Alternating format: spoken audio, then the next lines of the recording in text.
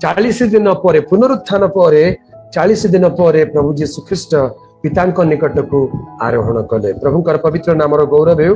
तेबे आपण मु जदि मृत्युवरण करवा आमे केते दिन पर पिता निकट को आरोहण करवा, आमे केते दिन पर असल स्वर्ग राज्य प्रवेश करवा? आपण कोन भावुचन?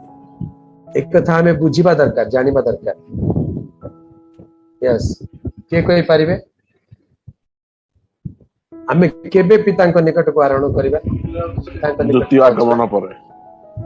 यस, प्रभु का नाम गौरव हो। सेते बेला पर्यंत आम मान को कोठी रहबा को पड़िबो। सेति पई विश्राम स्थान प्रस्तुत करा जाय अछि। सेति पई विश्राम स्थान प्रस्तुत करा जाय अछि।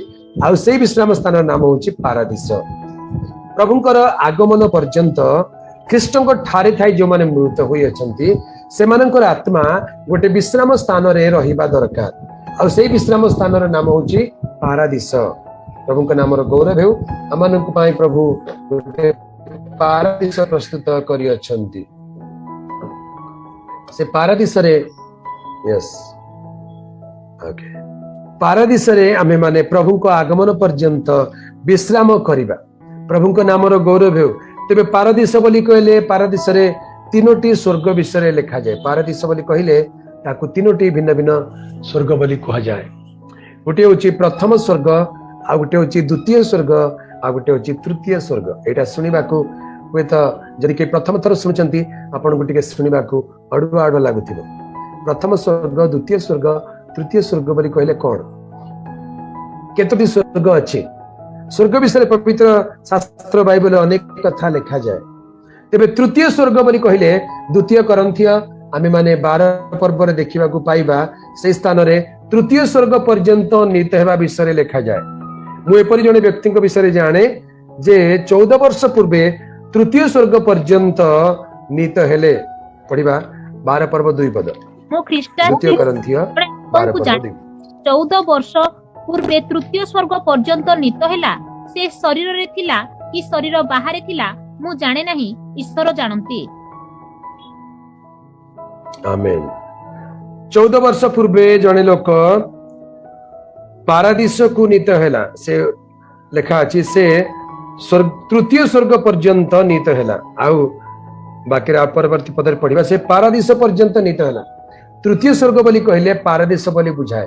तेबे पारादीस रे तृतीय स्वर्ग ता माने प्रथम थिबो, द्वितीय थिबो, तेणु तृतीय स्वर्ग बोली कहा जाए। प्रभु का नाम गौरव हो। पारादीस को तृतीय स्वर्ग बोली कहा जाउछि। साधु पाउल तृतीय स्वर्ग पर्यंत नीत हेले। से नूतन नियम मंडली साधु अटंती। तेबे एथिरे आमे कोन जानि पारू? नूतन नियम मंडली प्रभुकर दास किंवा विश्वासी से माने मृत्युवरण कले सेमानक आत्मा तृतीय स्वर्ग रे विश्राम पाइबो। ख्रीष्टरे प्रिय भाई एवं भौणी माने, आजिर भिडियो रे मु कहिबी आमानकर प्रिय दास किशोरचंद्र दिगाल।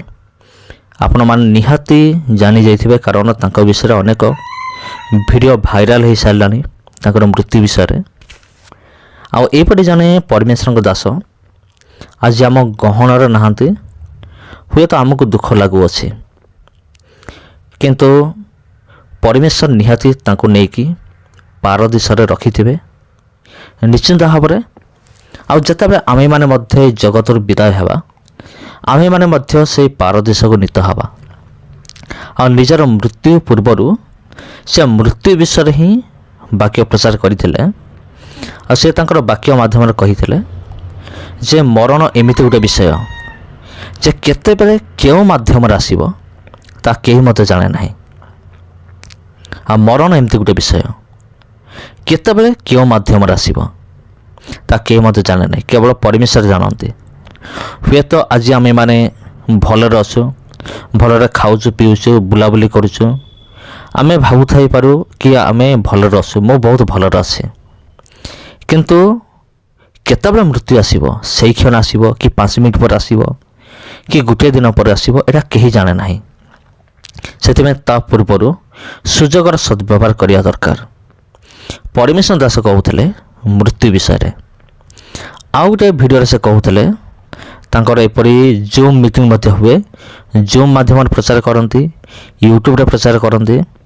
ता सहित जदि कहीं डाके वक्ता हिसाब से ତେବେ ବକ୍ତା ହିସାବରେ ଯାଇକି ମଧ୍ୟ ସେ ପ୍ରଚାର କରନ୍ତି। ଆଉ ତାଙ୍କର ସବୁଠାରୁ ଭଲ ଗୁଣ ହେଉଛି ପ୍ରଭୁଙ୍କର ସେବା କାର୍ଯ୍ୟ ପାଇଁ ଯଦି କିଏ ତାଙ୍କୁ ଡାକେ ସେ କେବେ ବି ମନା କରନ୍ତି ନାହିଁ ଯେ ମୁଁ ଯିବି ନାହିଁ ବୋଲି।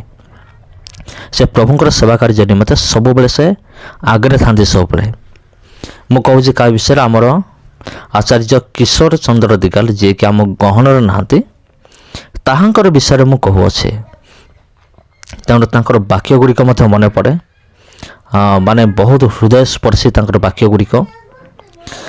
ଆଉ ମୁଁ ମଧ୍ୟ ତାଙ୍କୁ ଭେଟିଛି, ତାଙ୍କ ସହିତ କଥାବାର୍ତ୍ତା ହେଇଛି।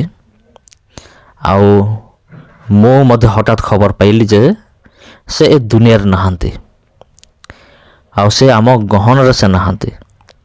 କିନ୍ତୁ ପୂର୍ବରୁ ମୁଁ ଖବର ପାଇଥିଲି ଯେ ସେ ମେଡ଼ିକାଲରେ ଅଛନ୍ତି। କେବଳ ଏତିକି ମୁଁ ଖବର ପାଇଥିଲି। ଯେତେବେଳେ ମୁଁ ଖବର ପାଇଲି ମୁଁ ଭାବିଲି ହୁଏତ ସେ ତାଙ୍କର ପରିବାରର କୌଣସି ସଦସ୍ୟଙ୍କୁ ନେଇକି ହୁଏତ ସେ ମେଡ଼ିକାଲକୁ ଯାଇଥାଇପାରନ୍ତି, କୌଣସି ସଦସ୍ୟଙ୍କୁ ନେଇକି। କିନ୍ତୁ ମୁଁ ଜାଣିନଥିଲି ଯେ ସେ ନିଜେ ଆଡ଼ମିଟ୍ ହେଇଛନ୍ତି ବୋଲି, ସେ ICUରେ ଅଛନ୍ତି ବୋଲି। ମୁଁ କେତେବେଳେ ଜାଣିଲି, ଦୁଃଖର କଥା ହେଉଛି ତାଙ୍କର ମୃତ୍ୟୁ ପରେ ହିଁ ମୁଁ ଜାଣିଲି ଯେ ସେ ICUରେ ଥିଲେ ବୋଲି। ତେବେ ପ୍ରିୟ ବନ୍ଧୁଗଣ, ତାଙ୍କର ଶୋକ ସନ୍ତପ ପରିବାର ନିମନ୍ତେ ପ୍ରାର୍ଥନା କରନ୍ତୁ ବିଶେଷ କରି। ଆଉ ଯେ ସେ ଯେଉଁ ବାକ୍ୟ ଗୁଡ଼ିକ ଦେଇଛନ୍ତି, ମାନେ ଏଇ ଜଗତରୁ ବିଦାୟ ନେବା ପୂର୍ବରୁ ଯେଉଁ ବାକ୍ୟ ଗୁଡ଼ିକ ଆମମାନଙ୍କ ନିମନ୍ତେ ଛାଡ଼ିକି ଯାଇଛନ୍ତି, ସେ ବାକ୍ୟ ଗୁଡ଼ିକ ହେଉଛି ଅମୂଲ୍ୟ ଅଟେ, ଗୁରୁତ୍ୱପୂର୍ଣ୍ଣ ଅଟେ। ଆମେମାନେ ବାକ୍ୟକୁ ଶୁଣିବା, ବାଇବଲକୁ ଧ୍ୟାନ କରିବା, ଆଉ ତାଙ୍କର ବାକ୍ୟକୁ ଆମେମାନେ ଗ୍ରହଣ କରିବା। ତାଙ୍କର ବାକ୍ୟକୁ ହୃଦୟସ୍ପର୍ଶୀ ତାଙ୍କର ବାକ୍ୟ ବହୁତ ଭଲ ଲାଗେ। ଆଉ ଇଏ ହେଉଛନ୍ତି ପରମେଶ୍ୱରଙ୍କର ଦାସ କିଶୋର ଚନ୍ଦ୍ର ଦିଗାଲ, ଆଜି ଆମ ଗହଣରେ ନାହାନ୍ତି। ତେବେ ତାଙ୍କର ପରିବାର ନିମନ୍ତେ ବିଶେଷ କରି ପ୍ରାର୍ଥନା କରନ୍ତୁ ବନ୍ଧୁଗଣ।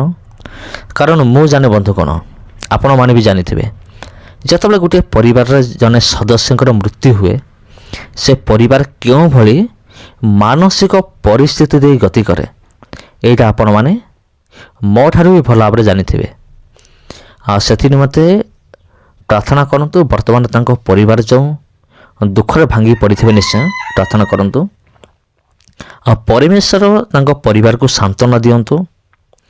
ଆଉ ପରମେଶ୍ୱର ତାଙ୍କ ପରିବାରର ଦୁଃଖକୁ ଦୂର କରନ୍ତୁ। ଆଉ ବାକ୍ୟ ମାଧ୍ୟମରେ ହେଉ କିମ୍ବା କୌଣସି ପାଳକ କିମ୍ବା କୌଣସି ପରମେଶ୍ୱରଙ୍କ ଦାସଙ୍କ ମାଧ୍ୟମରେ, ଆଉ ସେମାନେ ସାନ୍ତ୍ୱନା ପାଆନ୍ତୁ ତାଙ୍କ ପରିବାର।